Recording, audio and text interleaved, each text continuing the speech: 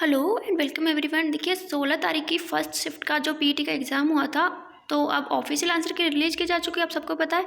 तो उसमें कौन कौन से आंसर्स गलत हैं उन सभी को हम यहाँ पे देखेंगे। एंड जो 16 की सेकेंड शिफ्ट का है उसको तो मैं ऑलरेडी अपलोड कर चुकी हूँ, क्योंकि 16 की सेकेंड शिफ्ट में मेरा खुद का एग्ज़ाम हुआ था। तो वो कौन कौन से क्वेश्चन उसमें गलत है वो मैंने ऑलरेडी अपलोड कर दिए हैं, उसके प्रूफ भी मैंने आपको दे दिए हैं। अब इस वीडियो में हम लोग बात करेंगे जो 16 की फर्स्ट शिफ्ट है उसमें कौन कौन से क्वेश्चन गलत हैं। तो सबसे पहले आपको यहाँ दिख रहा होगा, यही वाला क्वेश्चन है, वॉलीबॉल निम्न में से किस देश का राष्ट्रीय खेल है। तो वॉलीबॉल जो है वो नेपाल का है, ठीक है। और उन्होंने आंसर क्या दिया हुआ है, उन्होंने आंसर दिया हुआ है इनमें से कोई नहीं। उनका आंसर भी मैं आपको यहाँ पे दिखाती हूँ कि उन्होंने कौन सा आंसर दिया हुआ है।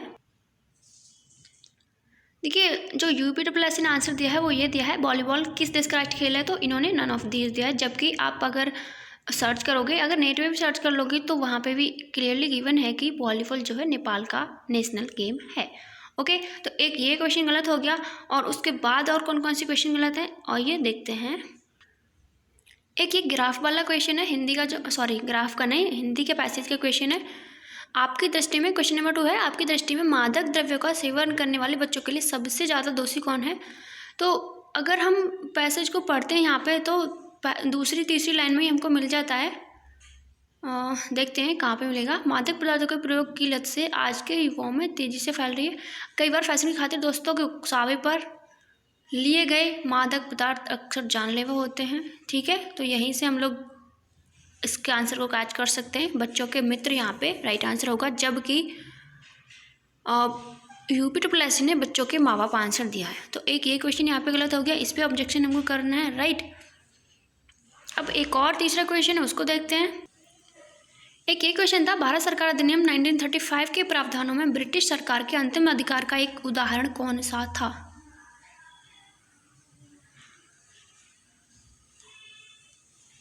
अरे यार, अब जाके पढ़ने पे लग रहा है कि हाँ उन्हीं का सही है।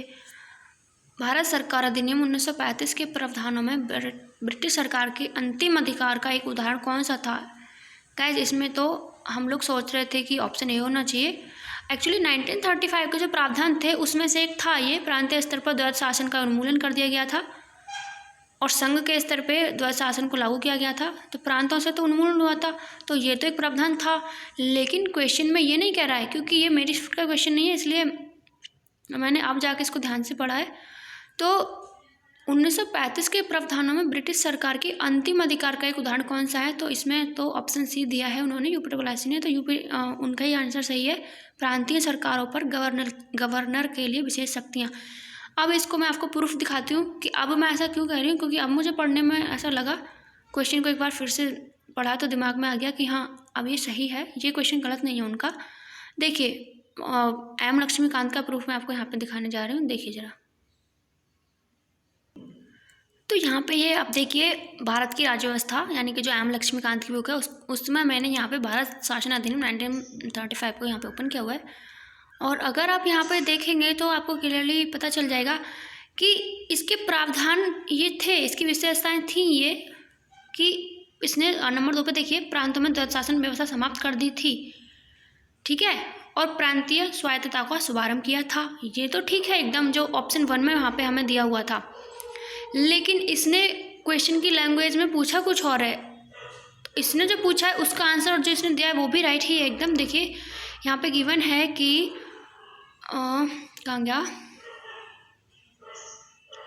अवशिष्ट शक्तियाँ वायसराय को दे दी गई थी, ठीक है। ये मैं आपको यहाँ पे मार्क कर रही हूँ, ये देखिए अवशिष्ट शक्तियाँ वायसराय को दे दी गई थी। और इसके भी अलावा अगर आपको देखना है तो आप यहाँ पे देखिए कि गवर्नर को राज्य विधान परिषदों के लिए उत्तरदायी मंत्रियों की सलाह पर कार्य करना आवश्यक था, राइट।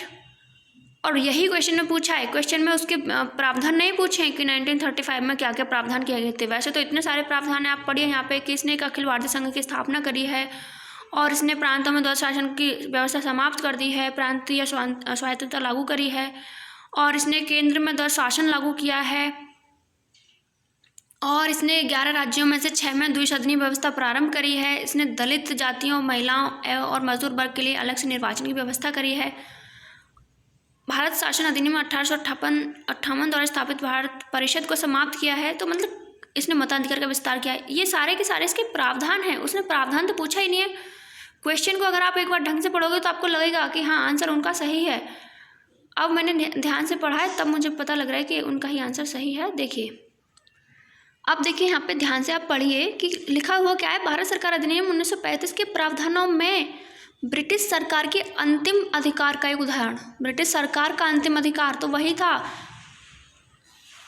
प्रांतीय सरकारों पर गवर्नर के लिए विशेष शक्तियाँ। बाकी तीन ऑप्शन है ना, जैसे ऑप्शन ए है, ऑप्शन बी है एंड ऑप्शन डी है, ये तीनों तो इस भारत सरकार अधिनियम 1935 के प्रावधान थे। और इन्हीं प्रावधानों के अंतर्गत ब्रिटिश सरकार के अंतिम अधिकार का एक उदाहरण यहाँ पे पूछा है, तो वो तो ऑप्शन सी ही सही है। हम लोग बेकार में पागल बन रहे थे तब से। अब जाकर क्वेश्चन की लैंग्वेज दिमाग में आई है और अब जाकर क्वेश्चन का आंसर दिमाग में आया है, तो इसको तो आप निकाल दीजिए कि इसका आंसर चेंज होने वाला है। वैसे कोई मानेगा नहीं क्योंकि इस पर ऑब्जेक्शन तो जाने हैं बहुत सारे। जैसे लेखपाल में गए थे 18 क्वेश्चन पे ऑब्जेक्शन गया था, लेकिन हुआ क्या, एक पे फुल मार्क्स मिला और 2 के आंसर चेंज हुए। सिर्फ 3 क्वेश्चन चेंज किए थे, मतलब 3 क्वेश्चन पे उन्होंने कंसिडर किया था कि हाँ इनमें कुछ हो सकता है। बाकी तो 15 के 15 क्वेश्चन उन्होंने एकदम इग्नोर कर दिए थे। तो ये क्वेश्चन भी जाएगा, लेकिन वो टोटली इसको इग्नोर कर देंगे क्योंकि क्वेश्चन की लैंग्वेज में जो कह रहा है वो हमको समझनी चाहिए लैंग्वेज। बाकी तीनों इसके प्रावधान है भारत सरकार अधिनियम 1935 के, और जबकि ये ब्रिटिश सरकार का अंतिम अधिकार जो है उसका उदाहरण पूछ रहा है यहाँ पे, तो ये ऑप्शन सी ही होगा, प्रांतीय सरकारों पर गवर्नर के लिए विशेष शक्तियाँ। राइट, तो ये क्वेश्चन हो चुके हैं 3। और इसके अलावा भी कुछ कैंडिडेट्स ने मुझे बोला था कि और भी क्वेश्चन गलत हैं, लेकिन क्योंकि ये मेरी शिफ्ट के क्वेश्चन नहीं है, मुझसे बस आप लोगों ने पूछा था। बहुत सारे कैंडिडेट कह रहे थे कि आपने सेकंड का तो बता दिया, फर्स्ट का भी बताइए, अदर शिफ्ट का भी बताइए।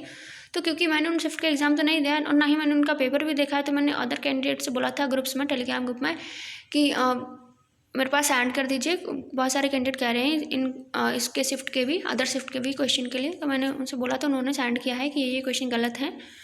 तो आप लोग यहाँ पे देख लीजिए। एक ग्रुप में एक और मुझे स्क्रीनशॉट मैंने वहाँ से लिया था, उसको भी मैं आपको दिखाती हूँ ज़रा।